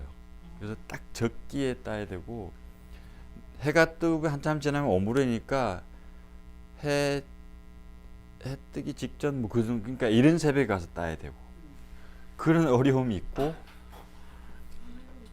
카밀레 톱불도 5월 달 뭐 이 정도에 피는데 사실은 이거는 길가에 가면 코스모스 있잖아요. 그 정도로 심어놔야 잘 번져요. 심어놓고 주로 평화나무 농장은 발도록 학교 애들이 견학을 오면 시간 맞춰서 꽃 따러 갑시다 이러고 이제 꽃을 따더라고요. 힘든 게 아니라 손이 많이 필요하니까. 역시 이제 요 따가지고 말리는데 대부분 이제 기후가 여기서 말하는 기후랑 우리랑 약간 다른 것 같은데 우리는 이걸 쓰려면 꽃이 토플이나 카밀레는 피는 시기가 6월달, 5월달이거든요. 그러면 그때 해가지고 지금 만드는 거잖아요. 지금 10월달에. 그럼 이때까지 보관을 해야 되는데 보관 중에 다 곰팡이 피고 상해버리고. 그래서 되게 어려워. 그래서 제가 평화나무 농장의 김중훈 선생님, 원혜 선생님을 존경한다는 게 두 분이 가면 이걸 다 준비해 놓고 계시거든요. 그리고 일부러 이 풀도 처음에 자리 잡고 자기가 이제 다른 풀과 경쟁해서 이기게 만들려면 계속 다른 풀을 제거해주고, 물론 이제 다른 풀을 제거하는 방법, 잡초 제거 방법은 다음 파트에 나오거든요. 근데 그렇게 해서 가꾸고 나면 그 다음에부터는 지가 씨앗을 터뜨리고 뭐 이렇게 번지고 그래요. 그런 식으로 하고, 아까 이제 박균 선생님이 주체적으로 실현해야 된다고 그러는데, 여기 보면 대부분 다 우리 있어요. 풀이 있는데, 근데 좀 힘든 것도 있어. 지오준 풀 같으면 재배가 되게 힘들어요. 그리고 사람들 잘 모를 거야. 요 놈이 자라는 데가 깊은 산속 계곡에 가면 음지, 물이 졸졸 흐르는 옆에 보면 여기 있어요. 그래서 이제 이 지오줌 풀은 이렇게 잎을 따서 먹어보면 지오줌 냄새가 난다 그래서 지오줌 풀인데, 뭐 여러 가지 또 보면 지오줌 냄새를 어찌하냐고. 그러니까 서양 사람들이 붙여놓은. 그래서 이런 걸 묻어 놓으면 이게 저거잖아요. 숫사슴 방광, 암소의 소장, 민들레의 행경막, 이게 고양이나 들쥐들이 좋아하는 거잖아요. 그래서 잘못해 놓으면 뭐 개, 쥐 이런 것들이 다 훔쳐가 버려요. 그래서 쉽지 않아요. 뭐 소를 잡아서 소장이나 이런 걸 가지고 있으면 되지. 근데 그 보관하기도 쉽지 않고, 여기서 보면 슈타이너가 변형시키지 말라 그러거든요. 냉동실에 넣거나 뭐 하지 말라 그러고. 그거 어떻게 하냐고. 깜빡하면 지들이 물고 가버리고 그랬는데, 그래서 슈타이너가 뭐라 그랬더니 마로줌 나무라고 혹시 아세요? 이걸 묻어 놓으면 요 위에다가, 근데 이 마로줌 나무를 내가 와서 보여주면 그거를 껴요. 그런 나무들이 몇 개 있더라고. 이 마로줌 나무는 쥐가 너무너무 싫어하는 나무예요. 그래서 이렇게 놓으면 쥐는 오지 않을 거다, 뭐 이런 식의 바이오 다이나믹 퇴치법 뭐 이런 걸 이용해서 이제 막기도 하고 그러는데, 어쨌든 갇혀서 하고, 모든 풀들은 우리나라에 있지만 제가 아까 이렇게 뭐 사구성체인가 보니까 꼭 토플만 안 해도 될 것 같아요. 이게 국화가의 식물인데 토플의 꽃을 이렇게 한참 필 때 냄새 맡으면 거름 냄새가 나거든요. 그렇게 비슷한 풀들도 있는 것 같아요. 그래서 대체가 가능한데 실제로 슈타이너 박사가 다 대체가 가능하다. 각 지역마다 적당한 걸 찾아서 쓰면 된다라고 얘기했는데 절대로 대체 불가 풀이 하나 있어요. 쐐기풀. 그래서 이 쐐기풀은 이제 여기 설명하기를 보통 이렇게 이제 설명을 하던데 오케스트라를 할 때 지휘자의 역할을 하는 것처럼 중요한 풀이라고 보라고. 그러니까 지휘자가 없으면 이게 막 개판되니까 잘 조율해 줄 수 있는 이 모든 것들이 다 조율될 수 있도록 하는 역할을 하는 게 풀이고 너무나 소중해서 슈타이너는 사람의 심장 옆에 기르고 싶을 만큼 소중한 풀이다. 그래서 이거는 대체가 불가능한데 이제 김중건 선생님이랑 보니까 우리나라에 토종 쐐기풀이 있더라고요. 근데 이 풀은 요 앞에도 있어요. 제가 심어놨는데 얘가 2년 동안 자라고 죽거든요. 근데 2년 동안 자라면서 자기의 한 10배 가까이를 번져놓고 죽어요. 근데 얘 풀은 뿌리가 보면 빨개요. 아까 박현 선생님이 얘는 철을 좋아해 이런 얘기 말씀하셨잖아요. 뿌리가 빨간 게 요놈은 실제로 그 농사 짓는 땅이 보면 논이든 무슨 녹슨물처럼 빨갛게 돼 있는 거만 가끔 보시죠. 그 땅 속에 철 성분이 많아서 그런데 요 놈이 딱이에요. 요게 그 철을 제거하는데 너무 좋아해서 그 뿌리고 근데 잎은 이렇게 이제 약간 이렇게 가시가 져 있는데 크게 현미경으로 확대 보면 이런 벌침 같은 게 이렇게 막 있어요. 그래서 이게 무슨 성분이라고 그러던데 그렇게 소중한 풀이지만 저기 텃밭 앞에 화단에 심어져 있는데 내년쯤 아마 더 번질 건데 이제 제가 이렇게 얘기하면 사람들이 어이구 얘가 그 쐐기풀이라고 만지는데 큰일 나요. 벌에 쏘인 것처럼 아파요. 근데 사실은 좋아요. 그 침이 피부 속으로 박혀 들어가는 거래 이게 끊어져서. 근데 요 침이 들어가면서 그 신경통이나 뭐 이런 그런 근육통 있잖아요. 이런 것들을 없애주는 성분을 얘가 가지고 있대요. 쐐기풀 자체가. 그리고 여기에 있는 모든 풀들은 카모마일 차 있잖아요. 얘는 왜 토풀은 유황이 작용하는 가장 모범적인 풀이라 그러고 근데 유황은 영혼의 전달자니까 당연히 사람이 차로 마시면 좋은 거잖아요. 카밀레 많이 먹고 카밀레는 칼슘 그리고 그 쐐기풀은 그렇게 좋다며 라고 하는데 실제로 저기 쐐기풀이 있으니까 해볼 수 있어요. 찻잔에 주전자에 물을 넣고 쐐기풀 저기 있는 걸 한 2-3 잎을 끓이고 약간 식을 때 녹차 마시듯이 여기 넣으면 이 물이 녹차물처럼 금방 이렇게 바뀌어요.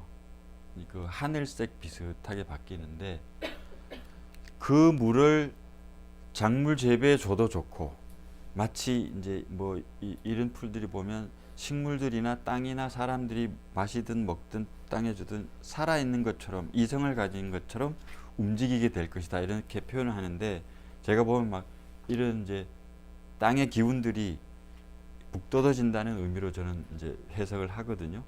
그래서 이걸 이제 마시면 그렇게 몸에 좋대요. 그래서 이런 풀들을 많이 먹으면 좋은데 단지 이제 주의할 건 요 쐐기풀은 이렇게 한꺼번에 쭉 마시고 없애야 돼요.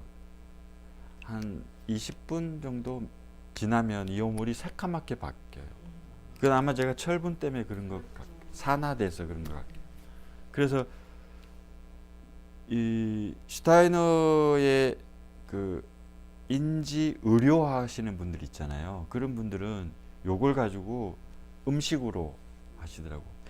이 쐐기풀로 뭐 그 스파게티하고 그 식물죽 그 뭐라 그러지 야채 그런 거 많이 한다고 그러는데 그런 거 많이 하고 저는 이제 약간 이 풀들은 그냥 자연 치료제로도 쓸 수 있고 농사에서는 증폭제로서도 활용 가능하고 여러 가지 이제 공부할 게 많다라는 얘기를 제가 다른 슈타이너 책을 보니까 쭉 설명을 해놨더라고요. 그래서 오늘은 증폭제 9가지를 쓴다는 거고 저는 이렇게 뭐 이렇다라는 건 별 의미가 없다고 보고 우리가 밭을 하니까 가능한 건 올해 좀 해봤으면 좋겠어요. 소똥은 내가 가져와서 같이 묻어. 왜냐하면 여기에 그런 게 묻혀 있어야 그리고 이런 풀들이 여기 자라고 있어야 역동농구를 한다고 하는데 그냥 뭐 교육도 하고 농장도 있는데 농장은 말만 떠들고 실천은 없다 이러면 의미가 없으니까 제가 할 수 있는 한 이 풀은 이미 이제 있으니까 내년에 더 넓혀서 기르고 떡갈나무 이런 거는 뒷산에 가서 그 우리가 말하는 상수리나무 껍질 벗겨오면 되거든요. 그렇게 저렇게 해서 가능한 것들을 몇 가지만 하고 도저히 못하는 부족한 것들은 평화나무 농장의 도움을 좀 받고 그렇게 같이 해봤으면 좋겠다 이 말씀 드리고 이상입니다. 우리 다음에 모임이 11월 16일이에요. 우리 6, 7, 8강 같이 하면 돼요.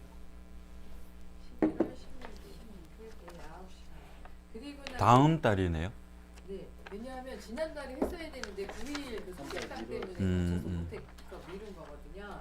그러니까 바로 다음 달에 있고 그리고 1월 달에 한 번 더 현황과 과제 가지고 총정리하면서 모이게 됩니다. 예.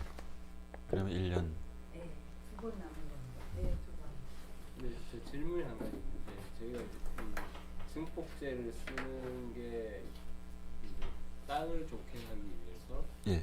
대부분 이제 그런 역할을 하는 건데 그 우리나라 이제 옛날 땅 구분하는 거 보면 땅에 이제 종류가 여러 가지가 있는데 이제 농사짓기 좋은 땅, 그리고 뭐 유기농업을 하면 이제 땅이 바뀌잖아요. 네. 10년 정도면 땅이 바뀐다고 얘기하는데 그럼 저렇게 이제 증폭제를 써서 좋은 그름을 줘서 땅이 바뀌면 그 이후에는 그냥 일반 그름만 주고 증폭제를 사용하지 않아도 그 땅의 성질이 유지될 수 있지 않을까?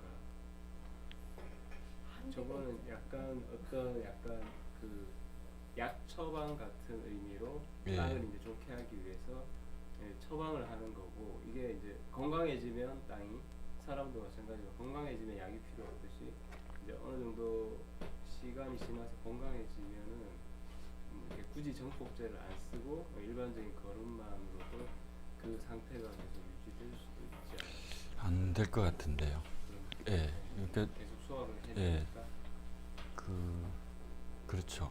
농사는 이제 매년 반복되는 거고 그 농사가 주로 땅과의 관계 속에서 되는데 땅은 또 이제 지구 밖 우주의 어떤 기운을 관계를 맺는 거고 그 속에 식물이 자라고 있으면 이게 반복되기 때문에 제 생각에는 차라리 제가 아까 이제 유기농업이란 공통 분모 속에는 퇴비를 넣는 게 있거든요. 근데 퇴비를 슈타이너 박사가 이제 이때도 질문 속에 증폭제만 넣으면 그러면 다른 퇴비는 안 줘도 되냐 이런 질문을 많이 해요. 그러면 참 좋겠는데 그 전에 이제 직관에 의해서 하던 농사의 그런 것들은 계속하면서 플러스 이걸 해야 된다라고 얘기를 하고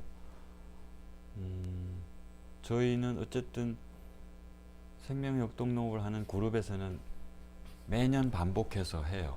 그래서 오랫동안 뭐 예. 수십 년 그렇죠. 이제 한 곳에서 네, 그래서 왜 퇴비를 겨울에 이렇게 밭 한켠에 모아놨다가 봄 되면 이 증폭제를 캐내면 그 퇴비 속에 넣고 그러니까 이걸 다 만들어도 내가 넣을 퇴비 더미가 없으면은 사용을 할 수가 없는 경우가 많고 또 그렇죠. 뭐 하여튼 무지무지하게 까다롭더라고. 그냥 물도 그냥 쓰지 말고 빗물 쓰라 그러는데 막상 저도 지금 가을에 우리 밭은 지난주에 제가 솥불 중폭제를 한번 해서 다 골고루 뿌렸는데 그 솥불 중폭제는 잎의 날, 오늘 같은 날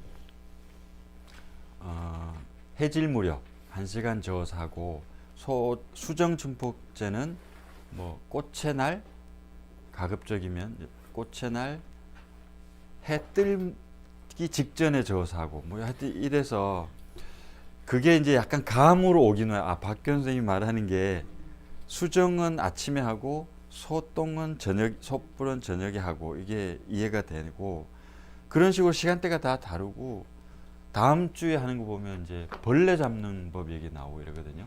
잡초 잡는. 그것도 보면 그거는 별자리를 보고 또 금성이 개자리에 들어갔는 날 무슨 벌레를 잡아서 태워서 뿌리면 그 벌레가 안 올 거다 이렇게 얘기하거든요. 근데 우리가 이제 일상적으로 살면서 금성이 개자리에 들어갔는지 어디 들어갔는지 알 수가 없잖아요. 모르잖아. 그래서 이 파종 달력을 보면 내가 도대체 뭘 어쩌라 말봤더니 대충 금성이 어느 자리에 들어갈 날이 나오더라고. 이 무렵 내가 이제 딸기를 지금 심었거든요. 며칠 전에. 그러면 딸기가 퇴비를 놓고 이렇게 유기농을 하고 그러면 제일 골치 아픈 게 두더지예요. 두더지가 딸기가 있는 요렇게 쓰면 그냥 일로 한번 지나가면 되는데 여기서부터 쫙 끝까지 가면 딸기가 떠서 다 죽거든요. 그래서 두더지를 이제 뭐 두더지는 또 밤에만 움직이니까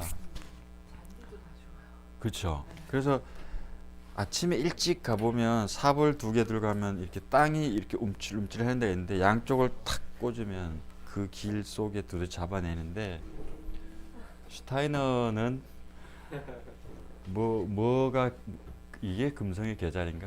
금성의 계자리가 되는 날 두더지를 잡아서 이제 면도칼로 이렇게 껍질을 벗기는 거죠. 벗겨서 숯에다가 태워요. 이렇게 태우는 방법 그림까지 다 그래서 알려주기는 했는데 태워서 수천 제거하고 그 태운 걸 가루로 만들어서 딸기밭 주변에다가 그 증폭제 뿌리듯이 이렇게 뿌려 놓으면 두더지가 거기는 안 온다는 거예요. 파리는 해봤어요. 진짜 않아요? 저는 파리 해가지고 돼지 한 마리 공짜로 얻어 먹었어요.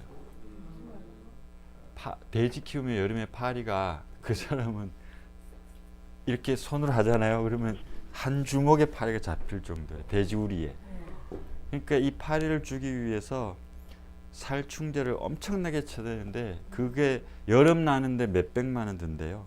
그 파리 약값만. 그 양반이 우리 얘기를 듣고 왔어. 모임을 하고 있는데 자기는 파리만 잡아주면 돈 안 들게 하면 돼지 한 마리 내겠다고 그래서 이제 이런 얘기는 안 하고 이런 걸 모르니까 그리고 뭐 두더지 껍질을 벗기라는 것도 아니고 파리는 잡을 수 있는 거잖아요. 그래서 잡아서 숯에다가 태워서 이렇게 돼지우리에다가 뿌려보라 수시로 뿌려보라 그랬거든요.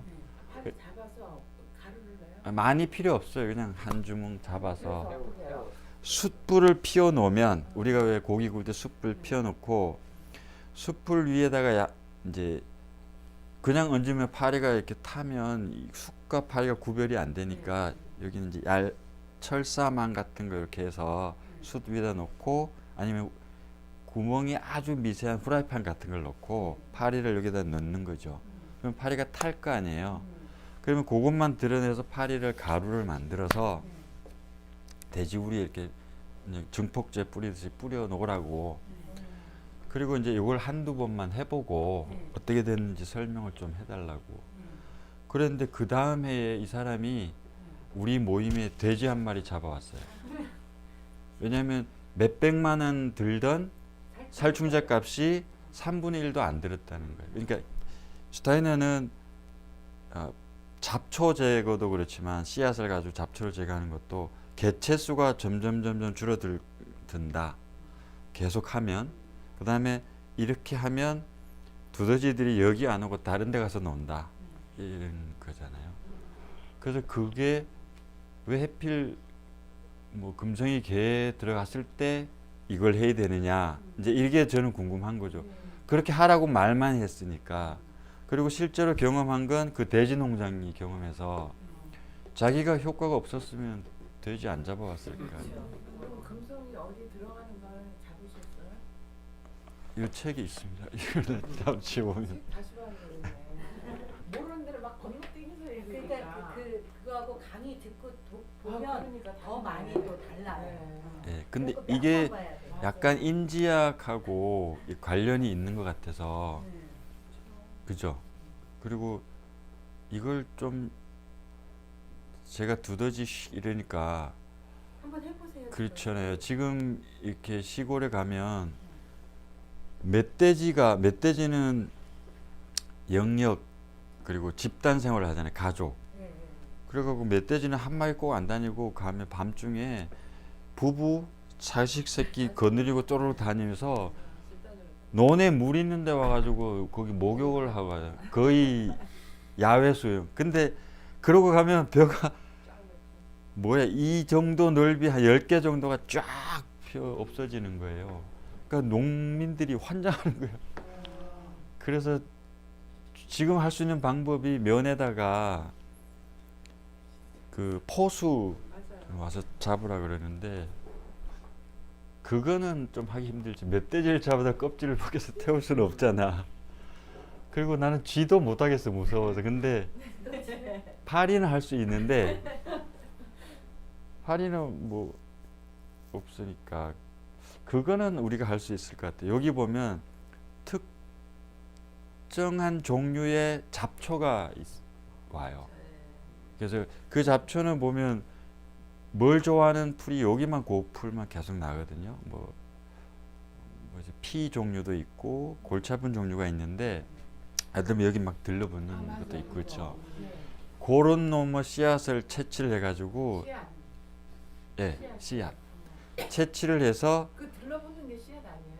그러니까요. 예. 그걸 채취를 해서 수채 태워서 뿌리면 요거는 슈타이너는 3년만 하면 그게 아마 10% 이하로 줄어서 들 거라고. 거기 안 자라고 다 씨앗만 돼요. 줄기나 잎이나 이런 거. 씨앗만. 그리고 저기 그 쥐나 뭐 이런 멧돼지 이런 건 껍질. 예. 근데 식물은 아무 때나 하면 되는데요. 동물은 정해진 날이 있더라고요. 왜 그런지는 아마 이게 동물은 더 예민해서 그랬어요. 아니 아까 요거 이렇게 물체 에테르체 아스트라체 해갖고서 뭐 수소 탄소 하면서 식물을 키우는 거잖아요. 식물이 에테르에서 아스트랄을 갈 수 있도록 이렇게 쭉 키워내는 그런 증폭제들 뭐 이런 성분들 그거 보다 보니 사람도 영양학으로 해가지고 그렇게 잘 클 수 있도록 이렇게 해주면 몸도 크고 감정도 크고 자아체도 좀 강화되고 좋지 않아요? 맞아요. 그렇죠. 그런 영양. 별기운을 담은 그런 영양. 그게 근데 이거랑 떨어지지 않잖아요. 식품이니까. 그렇죠. 이게 농사니까 식품이니까 이거랑 떨어지지가 않는 거예요. 그렇죠. 예. 맞아요. 그러니까 오늘 제일 인상적이었던 거는 증폭제가 단지 식물을 잘 키우기 위한 어떤 역할을 하는 것뿐만이 아니라 동시에 식물을 키우면서도 땅도 살리는 거라는 거잖아요. 동시에 두 가지를 하는 거죠. 그게 너무 인상적이었어요. 그게 일반 뭐가 인상적이에요? 그게 아니 너무 기본의 기본. 아니야 그게 땅을 그렇게 살려낸다고 하니 보통은 식물을 잘 키우기 위한 그거를 생각하기 쉬운데 예. 그와 동시에 땅의 그 성분까지 살려내면서 예. 제가 예전에 그 땅을 살리는 데가 생각나는데 병천인가 뭐 순대 많은데 거기에 이제 병천. 예. 예 그쪽에 그 무슨 초교파 무슨 그런 게 이렇게 굉장히 아름다운 그 수도원 같은 게 있었는데요. 거기 보니까 당근을 살에다가 이렇게 재배를 했는데 그늘이 많이 진 데다가 재배를 했더라고요. 예. 햇빛은 낮지만 많이 이렇게 수림 나무로 해서 이렇게 예. 그늘이 지. 근데 그 당근을 뽑는데 이렇게 뽑는데요. 먹는 것보다 더 좋아. 흙에서 말할 수 없는 향수, 향기가요 거의 향수급에 이 당근은 약간 위로 올라가 있더라고. 그래서 걔를 그냥 이렇게 뽑으면 이렇게 지금처럼 굵지 않고 예. 이렇게 그냥 가느다라면서 충실하게 생겼어요. 네. 근데 싹 뽑으면 당근 먹고 싶은 생각이 안 들고 뽑는 재미, 땅에서 나는 그게 기- 10년 걸렸어요. 기운- 그걸 바꾸는데. 맞아. 근데 그분들은 뭐를 바꾸는지 뭐냐, 제칠 안식일 아, 노인들이 와서 아, 한대요 그거를. 거기는 농사 방법도 되게 철저해요. 아 그래요? 예, 그 저기잖아 시조사에 가면 삼육두유 나오고 이런 데잖아요. 아 그게 거기예요? 채식주의자들이고 나는 거기가 진짜 진정한 기독교인들인 것 같아. 그 2단으로 돼 있죠. 예. 근데 거기는 농사를 이제 우리로 말하면 유기농을 하고 먹거리를 만드는데 그 재료를 쓰고 그래서 삼육두유 사람들 잘 먹잖아요. 믿고 먹잖아요. 거기서 만드는. 그래서 저는 그때 당근보다 당근이 심겨진 땅에서 나는 흙 이게 그거 진짜 맡아보면 완전 중독이에요. 거의. 그리고 맛있고 당근이 예. 조금 먹어도 이 밀도가 충실하니까 많이 먹게 안 되는 거예요. 예. 하나라도 그래서 이렇게 양으로 먹는 게 아니고 예. 정말 그 밀도 뭐 별기운이 되고 그런 거가 너무 맞다는 것 같고요. 제가 이제 문어리 살거든요. 네. 하남에 이제 새벽 예배를 가요. 그 새벽에 불이 반짝반짝반짝. 근데 너무 기분이 나쁜 거예요. 불빛이. 도시에. 도시가 아니라 그게 조합면에 속하는 다산 들깨 밭이에요. 아, 비닐하우스에 아니 비닐하우스 아니고 노지인데 노지에도 그래요?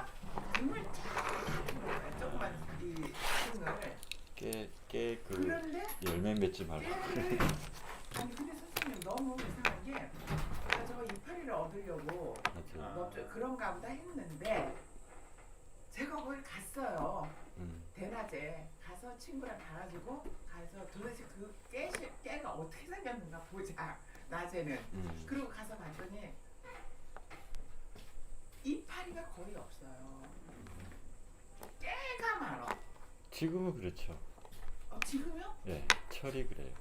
그럼 걔들은 이파리는 하지 지나면서 거기가 조안면이 원래 그런 깨 주 생산지예요. 농민들이 다 그걸 짓는데 깨는 들깨인데 하지 지나면서 밤이 길어지니까 씨 맺을 준비를 하는데 최대한 그걸 막으려고 밤에 불을 켜는 거거든요.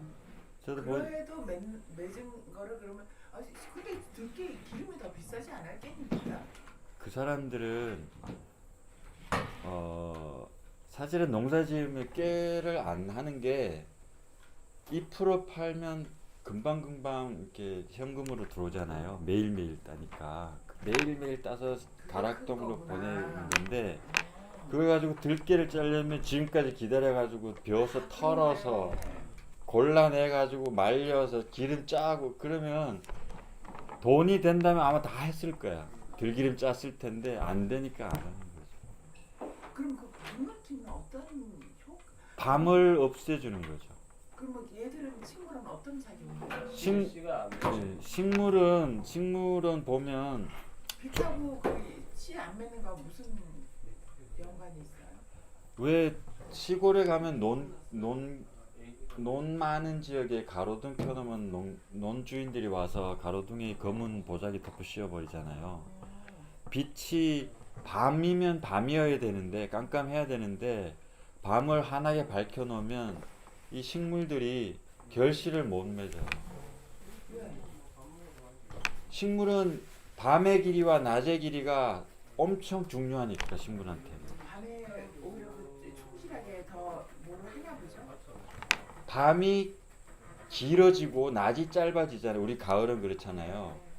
근데 봄은 반대니까. 근데 이게 서서히 바뀌면서 식물은 그 바뀌는 밤이 길어지는 그 순간을 딱 포착해서 아 열매 맺어야지 이러면 열매를 맺으면 잎은 더 이상 못 먹어요. 근데 이 열매를 못 맺게 하기 위해서 불을 켜놓은 불을 켜놓으니까 그때까지 계속 잎을 따는 거죠. 잔인하다. 그러니까. 이것도 잔인하네요. 잔인하죠. 근데 그렇게 해서 영양이 되나요? 그렇게 가지고? 안 되죠. 안 되지. 그런 걸 먹으면 안 된다는 그러니까 그런 의미가 없는 거예요. 거죠. 네, 차라리 안 먹는 게 낫다는 거고. 음. 근데 지금은 그게 돈이 되니까 다 그런 거예요. 경제 논리나 뭐 이윤 추구, 많이 생산하자 이런 게 최고의 선으로 계속 가니까 잘못했어. 계속 그걸로 가는 거예요. 그게 문제야 문제. 많이 먹는 게 문제야. 조금 먹어야 돼. 맞아. 제대로 된 거. 지금은 조금 근데 먹어도 제대로 된 거